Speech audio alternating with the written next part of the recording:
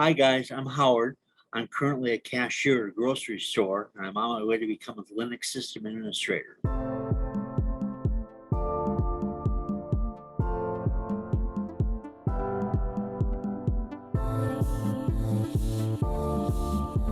Hi, I'm Howard. I'm currently a cashier at a grocery store. I've been there for 4.5 years, and I'm really tired of it. It's not a job that I want to be in. I used to be a meteorologist on television before I was a cashier at a grocery store, so I had a career before this. But being a cashier at a grocery store is not what I would call a career. I decided to make the jump to IT because I've always been interested in computers. I have a little bit of a background in Linux, so I thought this would be a perfect match, a perfect place for me to go. I had to leave my job at the TV station because my wife got sick and I had to take care of her.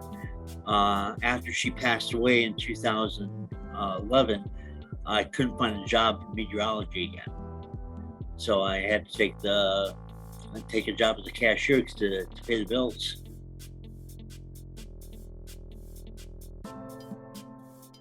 Well, one of the biggest challenges I'm finding is unlearning DOS, because I used to be heavy into DOS and basic programming, and transitioning from that has been a bit of a challenge.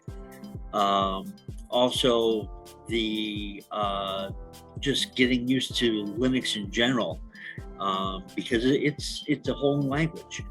But the things about IT that I'm really looking forward to are some things that some people may regard as a challenge, like not being in contact with people every day, lots of different people every day, and so on. I'm really looking forward to really getting my fingers dirty with IT and Linux. Well, I saw an ad on Facebook for Yellowtail, and I was interested in it, so I did some research, and I found that the placement rating is very high, and I saw lots of good reviews about the teachers and just Yellowtail in general.